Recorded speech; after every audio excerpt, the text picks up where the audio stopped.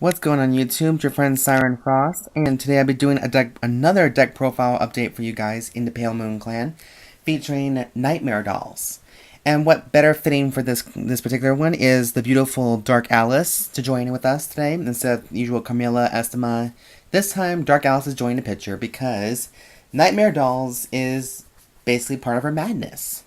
Sure, in Dark Regulars, the Nightmare Land will be part of this, so we'll just use this map for darkness for now.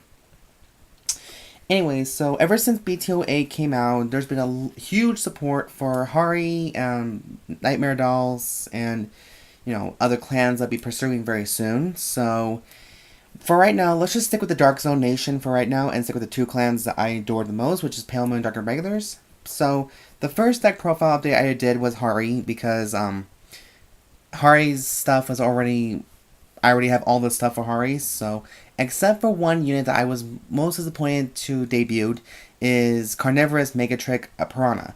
But unfortunately, I only have one of her, so I can't I don't have a full playset, or even another one for that matter, so, that's a big no-no.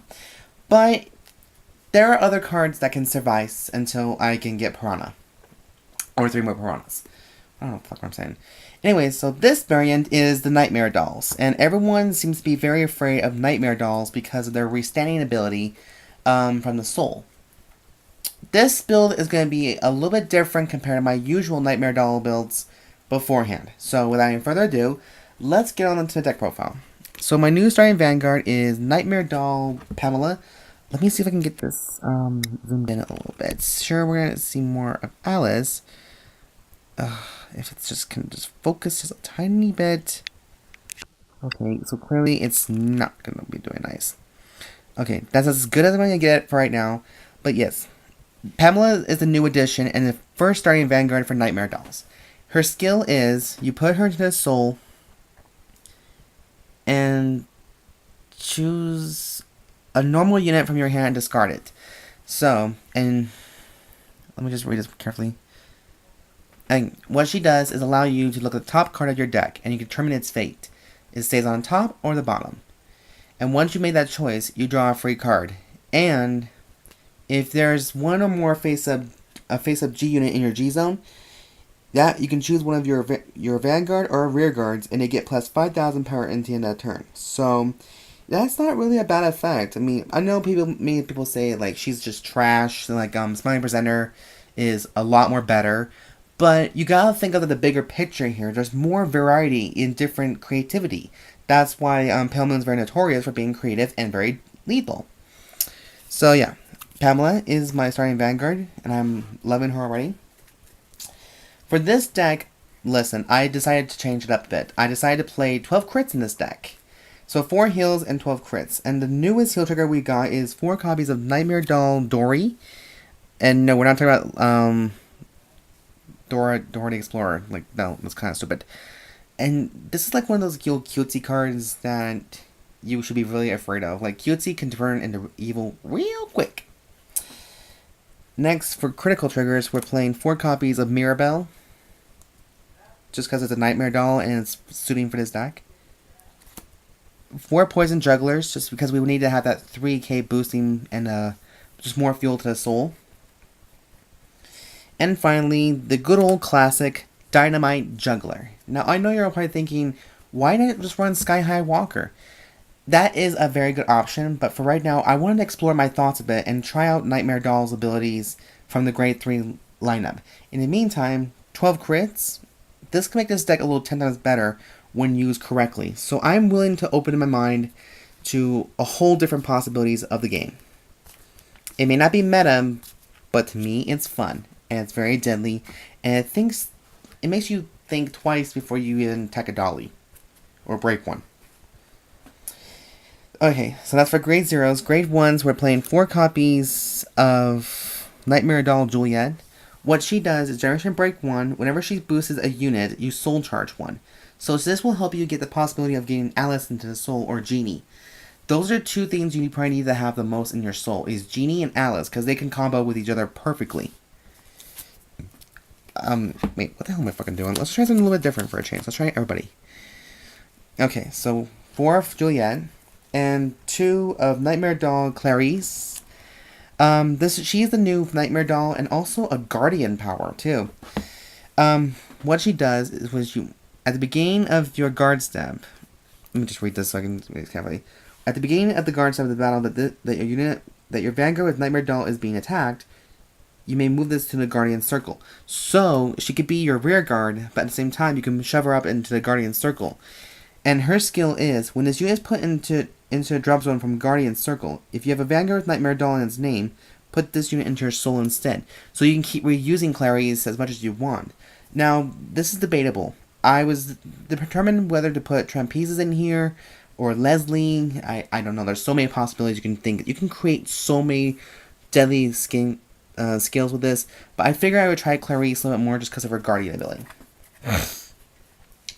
Next, we're playing 4 of the Stride Fighters Masquerade Bunny, just because we're going to be striding a little bit more with Beatrix and Harri and all that good stuff. And then finally, we're playing 4 G Perfects, because the other G Perfects I have is for Magia only, and we don't play Magia in this deck. So 4 Darkside Mirror Masters, 4 Masquerade Bunnies, 4 Claris, 2 Claris, and 4 Juliet. Juliet being the main boss, grade 1 I want. So for grade 2s, we're playing 4 copies of Nightmare Doll Ginny, one of the best grade 2s and Nightmare Dolls ever. When she's placed in the rearguard circle, you can shove her into soul quickly, and if you can Superior Call 1 Nightmare Doll Alice from your soul, and that Nightmare Doll gets that Alice gets +1 or gets +5,000 power. That is a good maneuver right there. It's no wonder why Ginny and Alice combo so well with each other.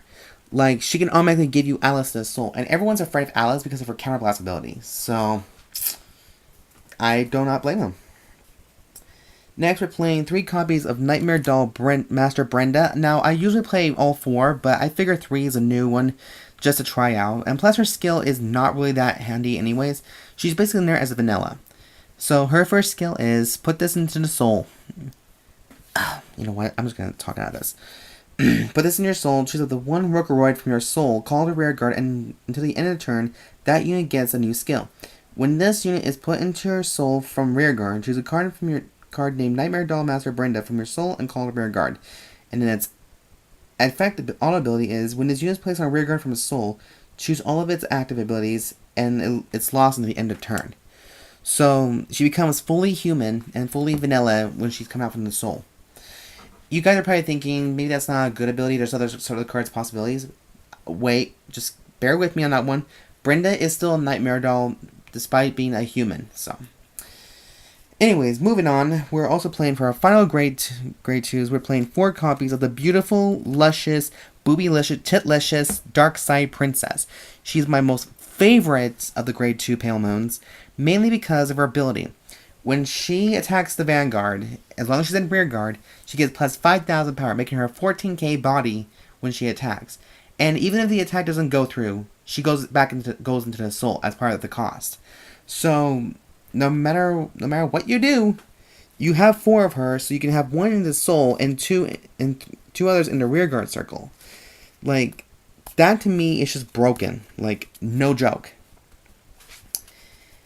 Next, for grade 3, we're playing the main boss, 4 copies of Nightmare Doll Catherine. Now, this is a game changer for Nightmare Dolls. I don't remember saying the effect fully. Now, I might have mistaken it, so bear with me on that one. But as long as Catherine's in play, all Alice's on the field, or on my side of the field, gains 1,000 power, and that's a continuous ability. And they also get this new skill. Now, I wasn't sure what this is for Catherine, but this is also what it says. They gain also a new auto skill, Counterblast 1. At the end of the battle that this unit attacked, if the attack did not hit during that battle, you may pay the cost. And if you do, choose up the 1 card named Nightmare Doll Alice from your soul, call the rear guard, and put this unit into your soul. So, here's what I'm thinking. You can shove this Alice for another Alice, or just use its power backwards. Just keep Superior Calling it again and again. And now, correct me if I'm wrong about that, so I am sorry. But anyways, Catherine's ability is, when she's placed in the Vanguard Circle, you can search her deck for up to 1 Pale Moon card and shove her to the soul. So you can get Alice on the spot, just like that. Next, we're playing the one of the other boss is the good old classic Nightmare Doll Alice. Everyone back then was so afraid of this doll because of her counterblast ability. Even if the attack hit, but here's the thing, she's only a threat if you let the attack go through. If you don't, then she's just a 10k body who's waiting for a stand trigger to come rescue her.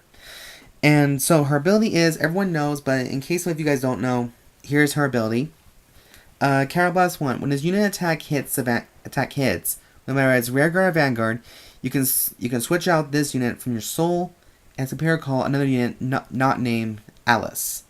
So back then, there was a Midnight Bunny / Alice combo with this. Now it's the 2016, people are starting using Alice more for better reasons in the Nightmare Doll series. So I think this is going to be a very good way to bring classic back and, bringing sexy back, in other words. But I'm not going to make that kind of reference because dollies are not that sexy unless they're blow-up dolls. Blow-up being the key word. Anyways, that's the main deck, guys. Now for the G units, we're playing 4 copies of the main G unit, 4 copies of Nightmare Doll of the Abyss Beatrix. Beatrix's ability is, when the attack hits the vanguard... Does it have to actually have the hit? Oh, no, it doesn't kind of matter. Okay, so at the end of the battle that this unit attacked, you can select up to 3 Rookroyd type units from your side of the field and shove them into the soul. And you place Beatrix back to the G zone face up. And then you can superior call up to 2 Rookeroids from your soul and 2 separate rear guards. So this combo was shown by Asuka Narumi herself in the anime. She superior called 2 Alices from the soul. So that's where this little combo comes from. Beatrix, Ginny, and Alice slay it. I'm sorry, but I'm obsessed with it. And I'm just going to leave it like this. Just trying something new. Next, we're playing 2 copies of Dragon Masquerade Harri. I think he's one of the few Magia monsters I have. He's like the main ending game ender, just ending the game with him. And his skill is, when he attacks the vanguard, you counterblast 2, and you choose one of your rear guards, and shove it into the soul. And then you select up to 3 units from the soul and call them the rear guard.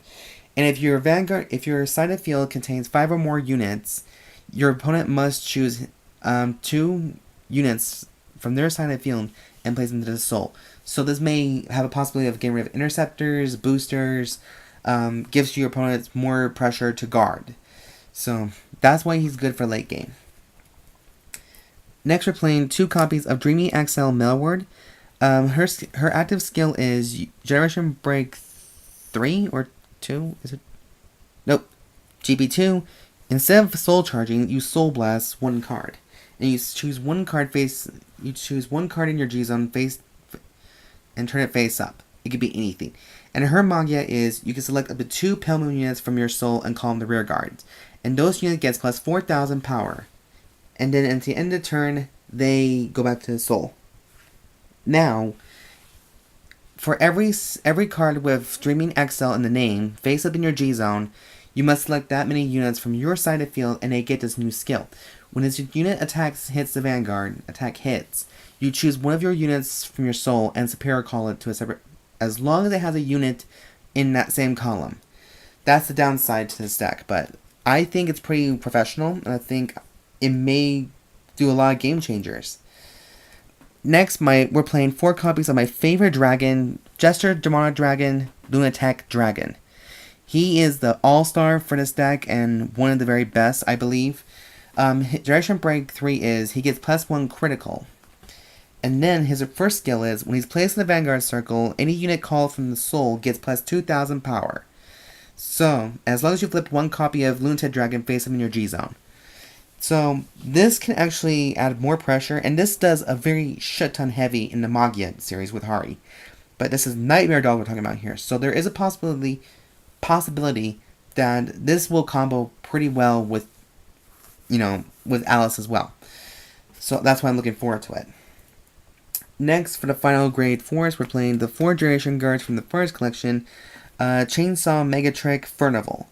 Furnival's Guardian skill is, you look at the top 3 cards of your deck, Search one card from among them, place it into the soul, and shove the last 2 cards in the bottom of the deck. And when you do, this unit gets plus 5,000 points to his shield. So that makes him a 2,000, a 2,000 defender. On top of the 11, so that'd be 31. But there's a downside to that. If your opponent has a monster higher than 30,000 power, you might want to guard more. So if you have another 10k in your hand, this will actually help pretty nicely. So anyways, guys, that is my updated and upgraded Nightmare Doll Stride deck. Let me know in the comments what you guys think about this build. If you think it's a little too much, maybe it's a little maybe there's not a slight chance to be a little competitive, or maybe just a little bit fun. Yeah, so just let me know in the comments what you guys think about this. Thank you guys for watching, and there'll be more deck profiles coming pretty soon. Let's try and finish the Dark Zone thing soon. So I'm looking forward to it, doing more for you guys. And again, thank you for your support, and I love you all with the bottom of my heart, for reals. I really do mean that. Anyways, I'm Siren Frost. Thank you guys for watching. Be sure to subscribe, like this video, thumbs up for it, comment, rate, you know the whole drill. So then, guys, see you guys next time, and be sure to stay tuned for the next deck profile. Love you all. Have a good night. Bye.